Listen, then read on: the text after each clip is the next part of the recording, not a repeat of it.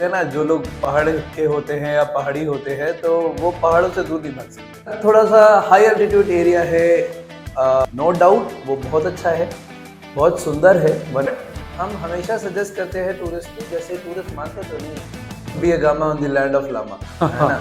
Always remember ये लद्दाख को लद्दाख की तरह ही लीजिए, ये ड्राई लैंड है। आप सबका बहुत बहुत एक बार फिर से स्वागत है, खैर मकदम है। हमारे साथ पॉडकास्ट में आज शशांक तिवारी साहब मौजूद हैं, जो इनका ताल्लुक लद्दाख से है और पिछले साल हमारे दोस्तों का भी लद्दाख जाना हुआ। तो इनकी जो सर्विसेज थी, क्या ही कहा जाए, बहुत ही ज़बरदस्त। और इन्होंने हमको पूरा कॉन्फिडेंस दिलाया कि आप किसी भी टाइम कहीं भी आपको लगे, चाहे जम्मू हो, श्रीनगर हो, कारगिल हो, लेह हो, कहीं भी आपको लगे कि आपको गाड़ी रोकनी है, आप गाड़ी रोकिए, आपके लिए खाना तैयार मिलेगा और आप वहाँ सोइए, फिर चल दिए। तो जब इस किस्म की आपको आज़ादी और ईज़ मिल जाती है तो लद्दाख जैसे इतने लंबे और तवील सफ़र में भी आपको बहुत अच्छा महसूस होता है। और ये खुद एक क्लाइंबर हैं, इन्होंने काफ़ी अपनी अचीवमेंट्स करी भी हैं। अभी पिछले कुछ महीनों पहले हम लोग 34 लोग, बच्चे मिला के 34 लोग हम लोग गए हैं। ये और इनकी पार्टनर जीनत ने क्या ज़बरदस्त उसको ऑर्गेनाइज़ किया है। तो मतलब I am a fan of Shashank. आज ये मौके से मुझसे मिलने आए थे तो मैंने सोचा कि आज इनको पकड़ के कुछ ऐसी बातें हम लोग निकालते हैं जिन बातों से जो लोग लद्दाख कश्मीर जाने का सोचते हैं बाय रोड बाय बाइक, उनके लिए काफ़ी ईज़ हो जाए। तो शशांक, आपको बहुत बहुत स्वागत है, खैर मकदम है। शशांक, मैं थोड़ा एक बात को लेके बड़ा फैसिनेट होता हूँ आपको लेकर कि आप लद्दाख में जाके बस गए और वहाँ पे अब आप इतनी ज़बरदस्त तरीके से सर्विसेज दे रहे हैं और लोगों को, मतलब कम से कम 10 लोग तो मेरे जानने वाले आपके थ्रू जा चुके हैं। ऐसे तमाम आपके फ़ोटोज़ में सोशल मीडिया पे देखता हूँ। तो क्या आपको इंस्पायर करता है लद्दाख में रहने का, वहाँ की ब्यूटी को निहारने के लिए? सर बेसिकली है क्या कि जो बोलते हैं ना, जो लोग पहाड़ के होते हैं या पहाड़ी होते हैं तो वो पहाड़ों से दूर नहीं भाग सकते। अब इट डजेंट मैटर कि वो चाहे उत्तराखंड का हो, चाहे हिमाचल का हो, चाहे लद्दाख का हो। अब लद्दाख थोड़ा सा हाई एल्टीट्यूड एरिया है, थोड़ा चैलेंजिंग है, तो वहाँ पे काम करना शुरू से ही अच्छा लगा, तो मैं फिर वहीं पे बस गया। फिर मैंने कहा अब यही काम करेंगे। बिल्कुल। अच्छा, जैसे इस लद्दाख के लिए 2 सर्किट होते हैं। एक जो आपने मुझे बताया पहली बार जिस कि रूट आप से आप आए थे, exactly from Srinagar to Jammu Srinagar Kargil से। एंड लद्दाख, और बीच में बाय द वे वो आपका पड़ा था जोजिला पास, जो कि ज़िंदगी के एक ख़ास बताने वाले किस्सों में से एक हो गया।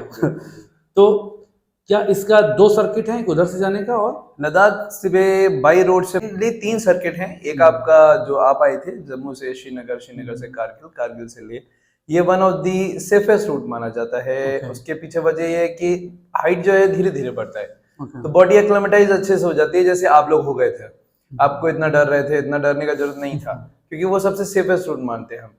2 रूट जो है वो मनाली से आते हैं। तो उसमें एक रूट जो है, जो लेह मनाली हाईवे है, NH3 बोलते हैं उसको, वन ऑफ दी टफेस्ट और one of the challenging route है, क्योंकि मनाली से लेह पहुंचते पहुंचते आपको सेवरल हाई पासेस क्रॉस करने पड़ते हैं। तो हाइट का जो फ्लक्चुएशन है उसकी वजह से टूरिस्ट को दिक्कत होता है, क्योंकि वो एक्यूट माउंटेन सिकनेस जो आप बोलते हैं या हम जो कहते हैं वो होगा ही होगा।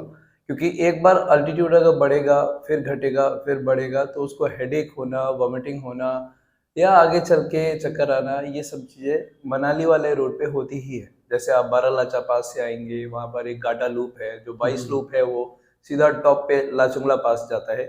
तो वो हाइट फ्लक्चुएशन की वजह से होता है प्रॉब्लम्स, वो चैलेंजिंग है, नो डाउट वो बहुत अच्छा है, बहुत सुंदर है, one of the most finest route, scenic routes हैं, बट चैलेंजिंग जो है। और एक रास्ता जो और है वो भी मनाली से आता है, बट जब आप मनाली से आप जिस्पा पहुंचते हैं, जिस्पा के आगे एक जगह आती है दारचा, तो वहां से वो रूट शिंकुला पास चला जाता है, and you will be entering in the region of Zanskar valley. Zanskar valley वो भी एक बहुत अच्छा रूट है, बट हम हमेशा सजेस्ट करते हैं टूरिस्ट को, जैसे टूरिस्ट मानते तो नहीं है, बट हम सजेस्ट करते हैं सर एक बार में जास्कर और लद्दाख मत कीजिए। ओके, क्योंकि आप थकेंगे बुरी तरह तो इसका मतलब है आप एक्सप्लोर नहीं कर पाएंगे। वो आपका एक इसमें शायद एक डायलॉग भी है आपका। Don't be a gama on the land of lama, है ना अरे एक हिंदी में भी है शायद कि जो दौड़ेगा वो गिर जाएगा, हाँ जो चलेगा हाँ, वो बढ़ेगा। वो बढ़ेगा। हाँ जी, धीरे धीरे चलिए। हाइट बढ़ते हैं या हाइट घटते हैं, आपको स्पीड सेम रखनी है। अगर आप ज्यादा जल्दी भागने की कोशिश करेंगे तो गिरेंगे भी आप बहुत जल्दी, क्योंकि अल्टीट्यूड बढ़ रहा है, डिहाइड्रेशन हो रहा है। Ladakh is a dry land. Always remember, Ladakh is not like the other regions of the Himalayas just because Ladakh में मानसून विंड्स एंटर नहीं करती हैं। लद्दाख रेन शैडो रीजन है, ये सबको पता होना चाहिए। लोग बोलते हैं आते हैं लद्दाख आते हैं, जो लेह सीधे आते हैं वो बोलते हैं अरे हम तो सिक्किम भी गए थे, अरे हम तो नैनीताल गए थे, हम मसूरी गए थे। ऑलवेज रिमेंबर, ये लद्दाख है। लद्दाख को लद्दाख की तरह ही लीजिए, ये ड्राई लैंड है। सबसे पहली बात, आप जैसे ही लेह की हवा को टच करते हैं आप डिहाइड्रेट होना शुरू हो जाते हैं। ओके, और कहते हैं ना, जब बॉडी हमारी मूविंग पोजीशन में होती है ना, तो वो रिएक्ट नहीं करती है। रिएक्ट तभी करती है जब रेस्ट पोजीशन में आते हैं। ओके, तो टूरिस्ट जिस दिन ले आते हैं, डायरेक्टली जो ले आते हैं उनके लिए बोल रहा हूँ मैं, डायरेक्टली ले आने पे उनको लगता है अरे हम तो बहुत मस्त हैं, हमें तो कुछ भी नहीं हुआ। इतना जो बाय धूप- फ्लाइट आते हैं। हाँ, जो बाई ओके, फ्लाइट आते हैं, इतना धूप है, इतना गर्मी है, आप तो बोल रहे थे ये हो जाएगा वो हो जाएगा। हम बोलते हैं सर शाम होने दीजिए, फिर हमने जो कहा है वो होगा, लेकिन वो नहीं मानते। फिर शाम को होता वही है जो हमने बोला था, क्योंकि आप गए मार्केट, आप डिहाइड्रेट हो गए, आपको रात में हेडेक होना शुरू हुआ, परेशानी शुरू हो जाती अच्छा शशांक, जैसे मैं गया था तो पिछली बार मेरे जस्ट आने के तकरीबन 1 या 1.5 महीने के बाद एक लड़का जो 25-26 साल का सोलो ट्रैवलर था, हाँ उसकी जी, डेथ हो बाइक गई। राइडर बाइक था। बाइक जी राइडर। तो ये इसमें ऐसी क्या आप कम से कम जो हमारे लोग इस जो पॉडकास्ट को देखें उनको बताना चाहेंगे कि वो क्या प्रिकॉशन लेके आए हैं? एंथुसियाज्म में ऐसा तो नहीं कि वो अपनी जान पे खेल के चले जाएं। ऐसे 2 इंसिडेंट अभी हाल ही में हुए हैं लद्दाख में, और ये सभी को पता है, उसमें छुपाने वाला कुछ भी वो नहीं था। जो आप जब आए थे तब एक इंसिडेंट का खबर आया था हम लोगों को कि वो शयोक वैली जो था, जो नुब्रा यस, से पैंगोंग यस, वाला रोड यस। जाता था, उस रीजन में शयोक जो रिवर है, वहाँ ग्लेशियर के मेल्ट होने से पानी का लेवल बढ़ता है, ओके, और वो लेवल जो है वो रोड के ऊपर तक आता है। आपने देखा है वो रूट नहीं है, वो बस गाड़ियाँ चलती हैं वहाँ। तो नुब्रा टू पैंगोंग हर साल खराब होता है, वो रूट हर साल बीआरओ बनाती है, हर साल खराब होता है। तो वो अल्टरनेटिव रूट बनाने की कोशिश कर रहे हैं। दूसरा, बाइक राइडर्स को हम हमेशा ये बोलना चाहते हैं, हमेशा ये बोलते भी है, अकेले कभी मत आओ। ओके, वही बात है ना, डोंट बी अ गमा। आप इस लैंड पे अगर आप अकेले आ रहे हैं, माउंटेन्स में हम लोगों को माउंटेनियरिंग में सिखाया जाता था, हमेशा हमने बेसिक एडवांस कोर्स जब किए, हम लोग को सिखाया जाता था कितने भी बड़े क्लाइंबर हो अकेले कभी मत जाना। ओके, कोई नहीं जानता है, एवरेस्ट पर 7 बार चढ़ने वाला बंदा 8वीं बार एवरेस्ट की शोल्डर पे जाके डेड हो गया। क्यों? क्योंकि वो काबिल नहीं था, वो बहुत काबिल था, लेकिन ये नेचर के रूल्स के अगेंस्ट आप जाएंगे तो गड़बड़ होगा। और वो जो बाइक राइडर आया वो अकेला आया था, and he just followed the route of the 4 wheeler cars. Okay, अब जो कमर्शियल गाड़ियां चल रही हैं, जो लोकल्स हैं, वो अपना रास्ता जानते हैं, हमें कहाँ से निकलना है। आपका बाइक था, आपका कार नहीं था। आपने बाइक लेके गए, पानी भर गया, बाइक गिर गया, और वो बाइक के साथ साथ वॉश आउट हो गया, रिवर में वो वॉश आउट हो गया। तो ये इसके पीछे ये था कि अगर एक भी बंदा होता तो वो हेल्प के लिए जा सकता था। रेस्क्यू कर। अच्छा, इसमें दूसरा केस है तो शायद ऑक्सीजन की वजह से हुआ। दूसरा केस ऑक्सीजन की वजह से नहीं था। वो विंटर में एक आया था लड़का जो कहीं पे ले सिटी में रुका था, वो बाइक लेके गया वहां पर। एक विंटर में क्या होता है भैया, वहां पे रिवर फ्रोजन हो जाती है, चाहे जांस्कर हो चाहे इंडस हो, वो फ्रोजन हो जाती है। Okay, even Pangong lake frozen हो जाता है। 24 तारीख को अभी पैंगोंग मैराथन है, तो पैंगोंग लेक के ऊपर मैराथन होता है, इसका मतलब आप समझ सकते हैं किस लेवल पे फ्रोज होता होगा। बिल्कुल। तो वो संगम वैली गया हुआ था, खबर आया कि वो संगम वैली गया था, उसने बाइक खड़ा किया एंड रिवर फ्रोजन थी, तो वो रिवर बेड पे उतरा ओह, सेल्फी लेने के लिए, और जहां वो उतरा था वहीं से वो रिवर बेड टूट गया और वो पानी के अंदर चला गया, और फिर वो कहाँ गया कोई पता नहीं चला। अच्छा शशांक, जैसे कि मेरा आने से पहले जब से आपसे राब्ता नहीं हुआ था तो मुझे उन्होंने बहुत डराया था। कभी कभी क्या ऐसा भी देखा गया है कि लोग इतना डरा देते हैं कि that people should not go to Ladakh, because आप मुझे नहीं, मैं सेकेंड रूट से नहीं गया, लेकिन फर्स्ट रूट से मुझे लद्दाख इतना कंफर्टेबल लगा था। हर चीज़ by the grace of God इतनी अच्छी थी, आपने बड़ा अच्छा मैनेज किया था। तो क्या ये एक मिथ है या एक ज़रूरत है कि इंसान को उसकी नो हाउ होनी चाहिए पता? कहते हैं ना भैया कि हर चीज को हद से ज्यादा सर्च करने से आपको गलतफहमियां भी हाँ, सामने बिल्कुल आती है। सही। तो वही चीज होता है, लोग क्या करते हैं जब किसी का बुकिंग आ जाता है या कोई आने वाला है, तो आने से पहले लोग सोचते हैं हम प्रिपेयर करेंगे, तो प्रिपेयर नहीं करते हैं, वो हमेशा निगेटिव चीज सर्च कर लेते हैं ओके। यूट्यूब पे।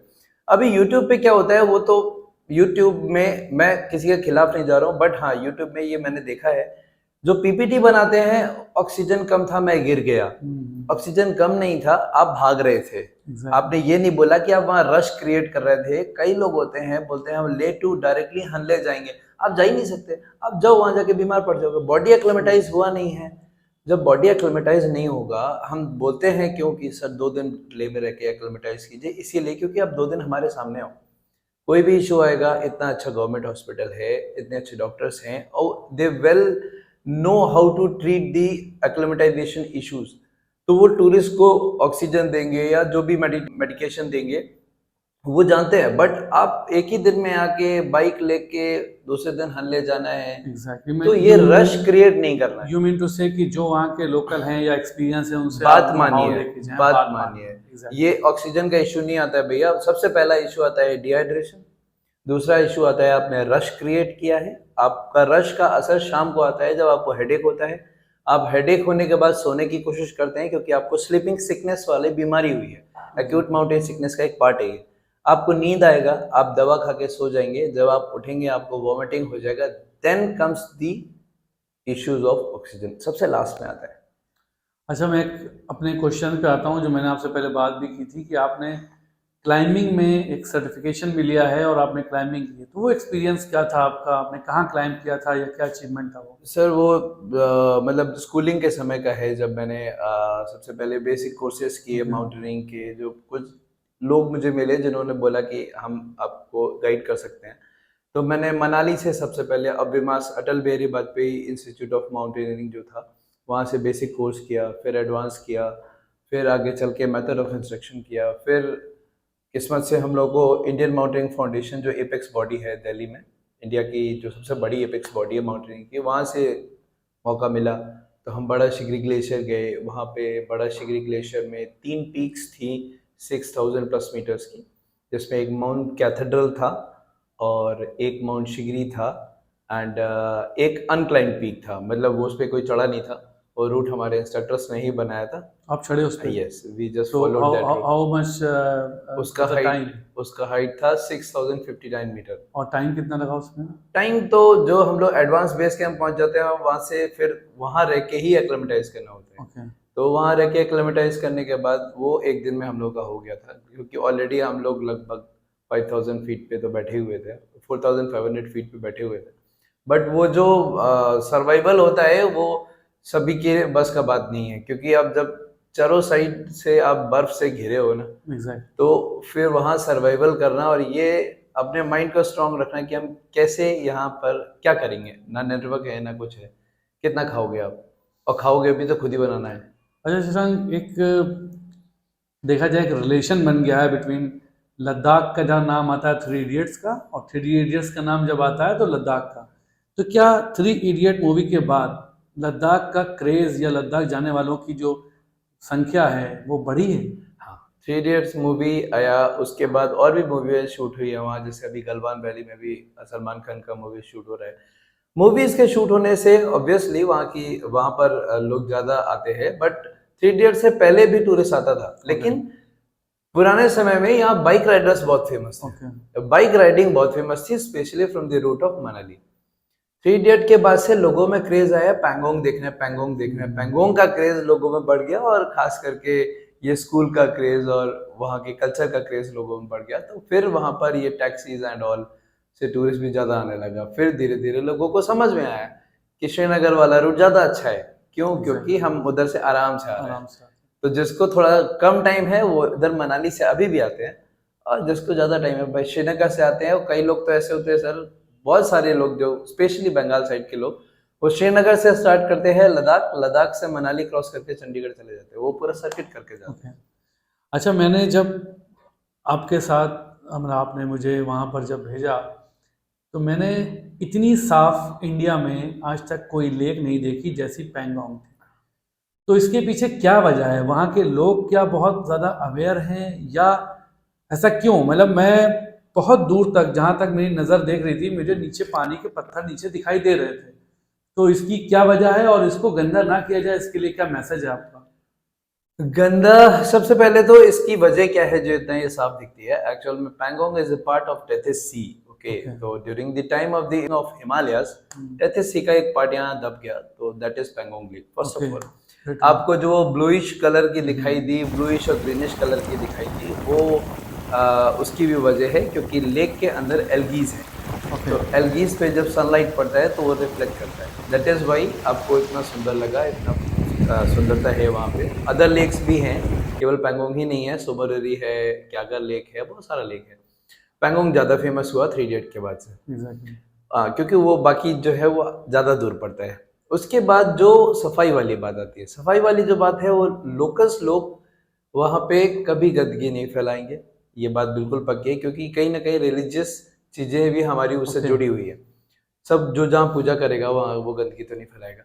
दूसरा, टूरिस्ट को हमेशा ये बोला जाता है कि भाई गंदगी मत फैलाइए। फॉर श्योर आप हाई एल्टीट्यूड पे आए हैं, थोड़ा उतना दिमाग तो काम नहीं करता है, क्योंकि पैंगोंग में हाई विंडी एरिया है, एक्सट्रीम विंडी है, आपका दिमाग काम नहीं कर रहा। बट आप कुछ चीजें कर सकते हैं, जैसे आप ट्रैश बैग रखिए अपने पास, कुछ भी टॉफी खाते हैं, आपको लगता है कि आपने वहाँ पे टॉफी खाया, रैपर ही तो फेंका था, वो रैपर, एक जो प्लास्टिक का रैपर है वो 400-500 साल रहने वाला है। तो आप जो कर रहे हैं वो बहुत बड़ा, एक तरीके से बहुत बड़ा पाप हो रहा है वो, जो आपको नहीं पता चल रहा है। तो सभी को यही कहना चाहते हैं, कहते भी हैं कि सर वहां पे गंदगी मत फैलाइए, क्योंकि एक्सट्रीम विंडी है, ये उड़ेगा, ये फिर पकड़ में नहीं आएगा। तो धीरे धीरे चीजें लोग अवेयर हो रहे हैं, बट फिर भी कुछ केसेस तो आते हैं, जैसे कभी कभी पता चला कोई पैंगोंग में गाड़ी लेके घुस गया। हाँ एग्जैक्टली, तो लोकल्स बेचारे, लोकल्स नो डाउट, लोकल्स बेचारे वहां जो वो 3 इडियट का आपने देखा होगा, वो जो बम वाला रखा हुआ है, स्कूटी रखी है और बुलेट रखी है, जहाँ फोटोज खींचते हैं, लोकल्स बेचारे बोलते हैं कि यहाँ पे मत कीजिए, लेकिन वो लोग बात नहीं सुनते। अब उसके लिए एडमिनिस्ट्रेशन थोड़ा स्ट्रिक्ट होता है। अच्छा, जैसे मैं जब रास्ते में गया तो एक मरमोट्स बोलते हैं, मारमट, तो वो जो मुझे दिखे वो इतने खूबसूरत, इतने क्यूट लग रहे थे, लेकिन मुझे पता चला कुछ दिन पहले किसी टूरिस्ट ने विलिंगली या अनविलिंगली उनको कुछ गलत खिला दे, इससे कुछ बीमार या मर। बात गलत खिलाने की नहीं है, बात यह है कि उनको खिलाना ही नहीं है। एग्जैक्टली, उनको खिलाना ही नहीं, क्योंकि वो एक ऐसे एरिया के हैं जहां आप 24 घंटे या 12 महीने आप वहां नहीं जाने वाले, इवन लोकल्स भी नहीं जाने वाले। विंटर्स आने के बाद लद्दाख बिल्कुल शांत हो जाता है, अक्टूबर के बाद लोग वहां नहीं जाते हैं। तो जब टूरिस्ट वहां आएगा नहीं, लोकल सब लोग अपने अपने घर में शिफ्ट हो जाते हैं, अपने अपने गाँव में चले जाते हैं, तो उन मैरमट्स को कौन खिलाएगा? इसलिए वहां पे बोलते हैं कभी भी वाइल्ड एनिमल्स, इवन मैरमट छोड़ दीजिए, वोल्फ मिल जाए आपको, कोई भी मिल जाता है, कोई भी जंगली जानवर मिलता है, उसको अपने हिस्से का खाना मत खिलाइए, क्योंकि आप एक बार अगर वो टेस्टी चीज उसको खिलाएंगे, आगे चल के वो जो नेचुरल चीजें वो खाता है, जो घास खाता है या कुछ भी चीजें खाता है, उसको वो नहीं खाएगा, वो मर जाएगा। इसीलिए हम लोग बोलते हैं ना उसको, वाइल्ड एनिमल्स को कभी फीड मत करिए, इवन वहां लिखा भी है।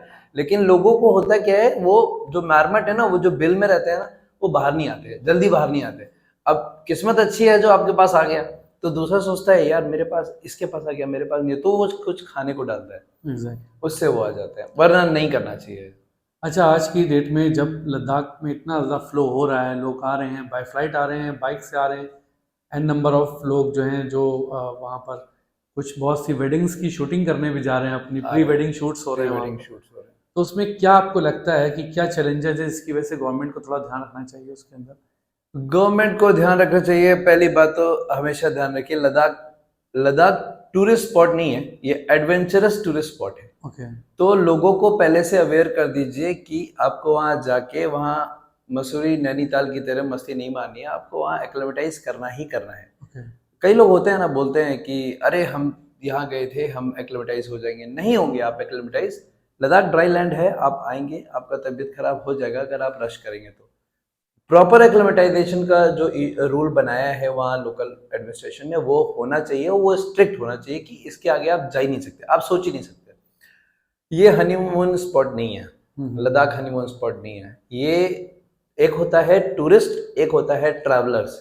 स्पेशली टूरिस्ट एंड ट्रैवलर में फर्क यही होता है, टूरिस्ट को सब कुछ चाहिए, सारी फैसिलिटी चाहिए, ट्रैवलर को Challenge कभी में जीता है फैसिलिटी, वो। उसको चैलेंज पसंद है। जिस दिन उसको रोड के किनारे सोना पड़ता है ना कैंप लगा के, उस दिन उसको समझ आता है चलो ये भी ठीक है, ये भी मेरे लाइफ के पार्ट में था ट्रैवल करने। खैर लद्दाख में ये नहीं करना है, कैंप लगा के आप रात में सर्वाइव नहीं कर पाएंगे, बट आपको ट्रैवलर की सोच लेके जाना है, टूरिस्ट की सोच लेके नहीं जाना है। अब पता चला आप हनले सोमोरेरी गए, अब वहां पर आप नहीं आया धूप उस दिन, सोलर से पानी गर्म नहीं हुआ, तो जरूरी नहीं है कि आपने वहां से नहा के ही निकलना है। एग्जैक्टली, आपको एडजस्ट करना है। एडजस्ट करना पड़ेगा।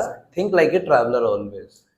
अच्छा, इसमें जब हम लोग वहाँ पर गए और उन्होंने देखा कि एक खास किस्म की मार्केट थी, हर चीज़ अवेलेबल थी, लोग एंजाइटी में बहुत सा सामान भर के यहाँ से ले आते हैं, उसकी भी ज़रूरत नहीं है, मतलब सामान को भी आप छोटा कर सकते हैं बिल्कुल कर सकते और आप को हर चीज़ वहाँ मुहैया है, मिल सकती है।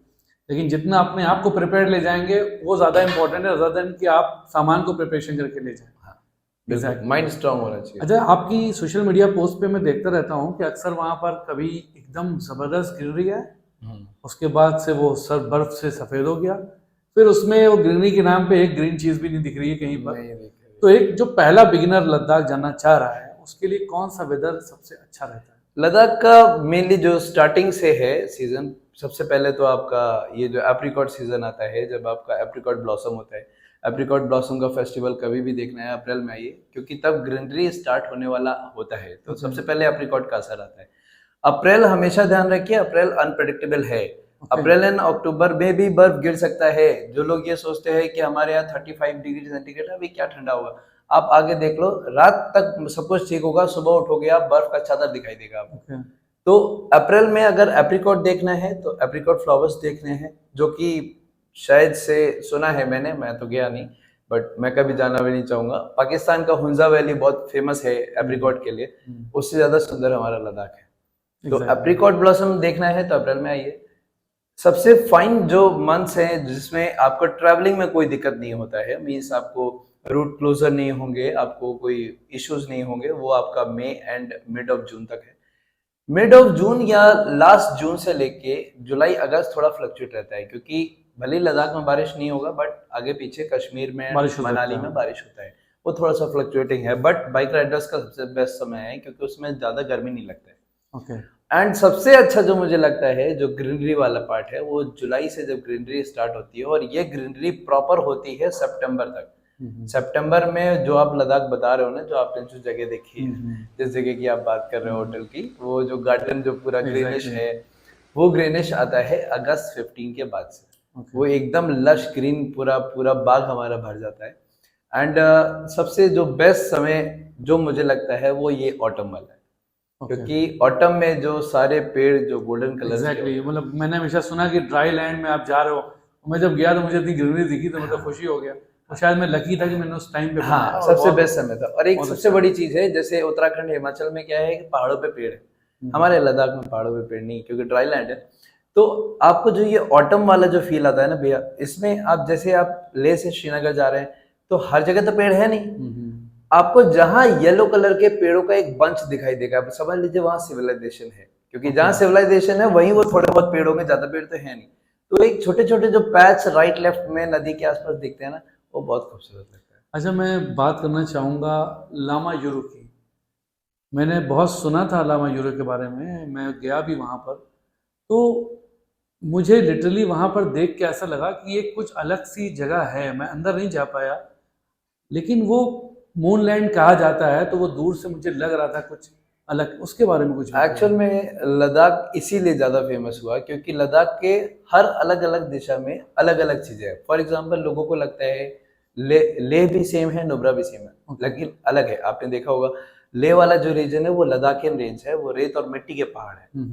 नुब्रा जो है वो काराकोरम वैली है, वो पत्थर का है। वो काराकोरम पाकिस्तान से जो पूरा रेंज आ रहा है, that is not Himalayan range. ऐसी लामा यूरू जो है, लामा यूरू क्या था, आज से प्राचीन काल, आज से हजारों साल पहले जब हिमालय नहीं था तो यहाँ नदियां थी। तो ये जो वहां पे आपको वो हैंगिंग मिट्टी के जो पहाड़ दिखाई दिए ना कि वो आगे की ओर हैंग हो रहे हैं, वो जो है वो रिवर का डेब्रेस है। जो वहां पे रिवर्स थी, रिवर्स जो सूख गई, उनका डेब्रेस वहां पहाड़ों के बीच में फंसा हुआ है। तो वो मिट्टी का जो पोर्शन है पूरा, वो पूरा का पूरा मुल्तानी मिट्टी है। एक्चुअल में वो मुल्तानी मिट्टी, वही मुल्तानी मिट्टी जिसका हम लोग फेस पैक लगाया लगाते हैं। जाता है exactly। अब ये नहीं है कि वहां जाके फेस पैक लगाना है, बट जो वो वाला जो मिट्टी वाला रीजन है वो राइट लेफ्ट दोनों साइड पे पत्थर है, बीच में एक फंसा हुआ लामायुरू में जो पार्ट है that is debris of taken by the reverse.